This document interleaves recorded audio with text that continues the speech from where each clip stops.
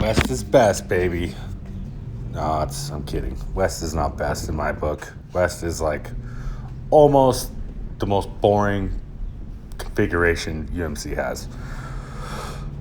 I think the outer loop is the absolute worst. So outer loop's the absolute worst. Because why? There's just, to me, it's like the West or the outer loop there's no real challenge to it. It's just kind of like if you got power, you got turn one through Black Rock hairpin down, you can kind of, no matter what, cut a decent lap time. So yeah, I'm not a big fan of the West. It's not like paying my taxes. It beats the hell out of doing that. But I just like, I wish I'm like a big fan of the East or big fan of the full track. To me is the absolute best. I wish we'd do it more often instead of just once a year. And out of that one time a year, we only do it for 2 days. It's not even all day. It's only part of the day. I wish we'd do it like twice a year and do it at least do it the whole weekend and then nonstop the whole weekend. Not on Sundays, they just run the West. I mean, it's just like, I wish they would really fix that. But yeah, here we are on the West. So, kind of a light attendance. First thing that comes to my mind, and most of the time I make these videos, honestly, for myself to watch later when I can't remember anymore. That's one thing that caught my attention right away, was just like the TT groups. I was looking around going, how many people showed up? Is there, 3 people a class? Like, it was very low. I mean, there was a bunch of people I didn't see that I normally see regularly that I was like, I wonder what happened. Like, they're just missing. So I have that. And then HPDE4, same thing. It was very light. It was kind of surprised me. I didn't know how Saturday was because I wasn't there, but Sunday was very light. Good news about that is you can cut a lot of clean laps so lap times is pretty easy to get done. But bad part is it's running with people and passing people and this, that, and the other. Yeah, it screws up your lap times, but it's kind of fun. There goes the GT4 on all slicks, baby. Hoosier slicks. So he has the ultimate of ultimate tires on that thing. Man, I tell you what, to me, I'm a big fan of the GT4 Caymans. Like, if I could afford a Porsche, any Porsche, I think I'd even pick the Cayman GT4 over a GT3. I really do. I mean, I think they're pretty sweet cars. Expensive and very expensive to operate, but yeah, very sweet. So he doesn't disappear. You'd think he would disappear running on Hoosier slicks pretty easily, but I never lose sight of him. In fact, when you don't see him anymore, that's because he pulls off the track. I don't know if something was wrong or what. I talked to his son a little later. He was actually running the car in HPDE1 at the gas pumps, and he didn't say anything was wrong with the car or nothing. But yeah, for some reason he pulled off. That, for an example of how the tracks are easy, same car, same person driving. East, 3 turns, couldn't see the dude anymore. Why? Because the East is tricky and it really rewards grip. Whereas the West, if your car is fast, as I said, the skill level isn't there. I think you have to be way better. To me, if you're a good driver and you have good grip, like on the East, you could have a slower car and run circles around faster cars, or like the distance between times will be a lot greater on the outer loop or West, and you go to the East, it's a lot closer together. You see it all the time. But as I said, he left me on the East where I couldn't even see him anymore. But here in the West, yeah, I could see him the whole time. He's there in the distance, but I could see him until he pulls off. And that's just because, like, he's running Hoosiers, right? Slicks, the ultimate of ultimate. I'm running some of the cheapest economy summer tires, the Federal ST1s, 300 something tread wear. And not even as fat as his, but and I can kind of hang with them. That's just because the car I'm driving is fairly fast, and it's not super tricky to drive the West, so he can, he can't really get away from me as easily. So yeah, the ST1s, I ran them again. Why? Well, because the times I saw I ran on the East, I thought, well, shoot, if I can do that on the East, they'll be fine on the West. Doing in the 40s, 48s, 47s, I knew was pretty much a lock on the West with these tires. And they're a good tire, don't get me wrong. They're economy cheap tires, and they're super cheap, but they are not bad. They're good tires. They just, I don't have a big markup on them. So yeah, first session, cranked out a 47.6 first clean lap, and I knew, I knew that that's pretty good. I thought, well, shoot, I wonder if I can get a 46 out of them. Didn't quite happen. 47.1, damn close to a 46, but not quite. Was the best, but yeah, tires were pretty good. It's funny, you could watch in the session the tire basically overheating. So it's tricky. Now, it's tricky running a street tire fast. Slicks, a lot easier. The reason I say tricky for a street tire is you don't have the grip. Your tire overheats. So you got to really work the car.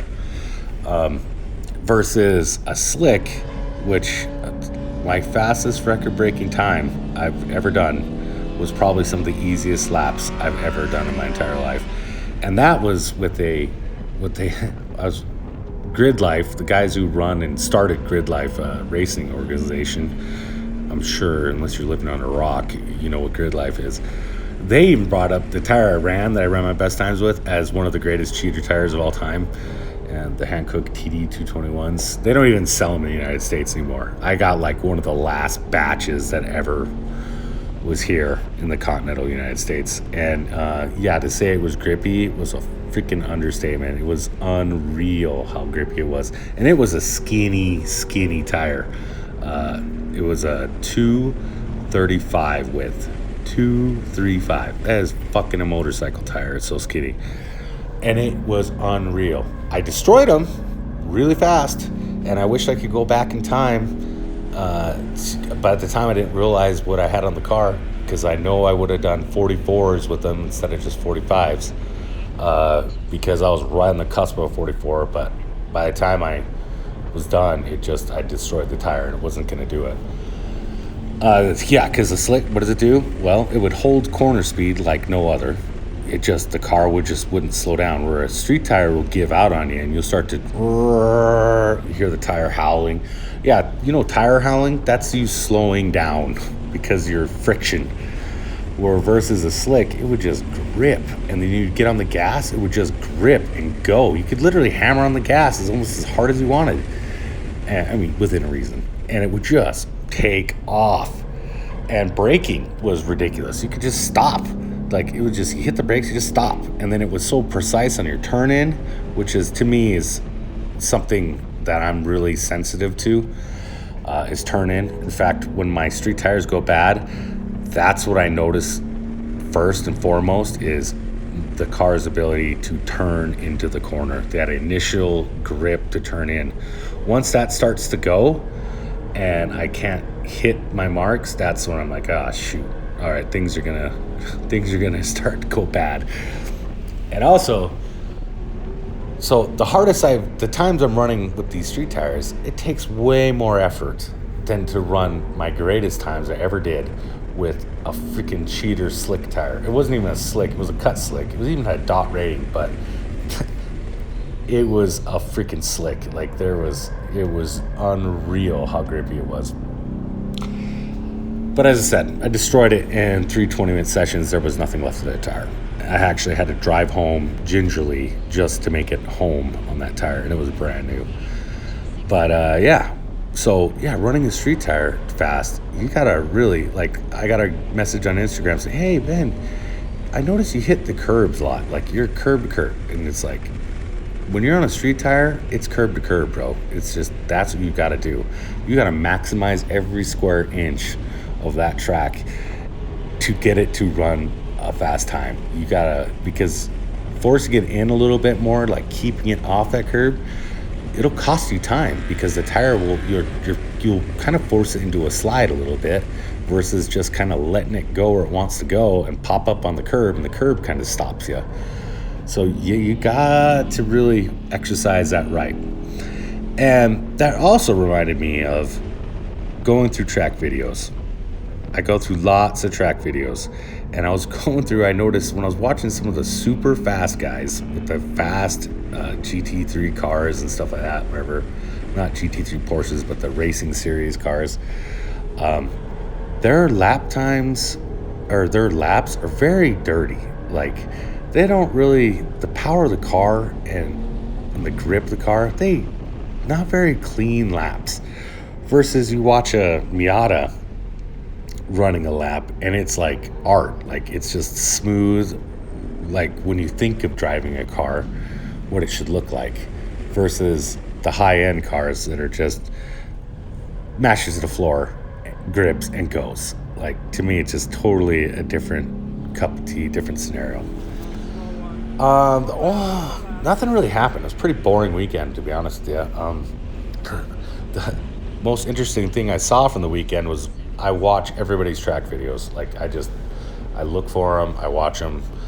If you have videos up and I don't watch them, tell me. I'll gladly watch your videos. I love watching track videos. But I was watching V Racing. Gosh, I can't remember his name. He ran a Focus forever, and now he got a Alfa Romeo C4. I was watching his videos that he posted from the weekend, Saturday. Never saw a car in my life that tried to kill an individual so often. That thing looked so hard to drive, I can't even imagine it. It was trying to kill him on the gas. It was trying to kill him with just losing the rear end. It was trying to, dude, the thing looked horrific to drive. I mean, I couldn't believe how hard that thing looked to drive. That was like the most interesting thing I saw the whole weekend. And that didn't even happen when I was there. I watched it when I got home. Besides that, yeah, it was pretty much clear sailing. I mean, there was just not a lot of people. It's kind of weird in that aspect. I was really surprised that they're missing so many people. And I don't know, maybe they're like me. They don't care for the West, so they didn't really care if they missed the race date or not. Because, yeah, we have to do the West again next. It's like, man, really? I wish we'd favor the East more than the West, but that's just me. Everybody has opinions. As I said, I know, as John once told me, the East is a go-kart track. He did not like it at all because it wasn't fast enough. And to me, it's like the West is just a fast track, but not really tricky. It's like, yeah, you got a fast car, all right, floor it. You'll be all right. You'll get decent enough lap times. So yeah, that was pretty much it. Nothing too exciting. Yeah, all in all, decent weekend. Car's fine. Tires are fine.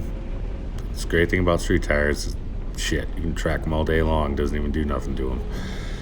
And yeah, hopefully we'll be on something better. I can't wait for the full course. Please, guys, can we do the full course more often? I know it's expensive. It takes forever to do a single lap, but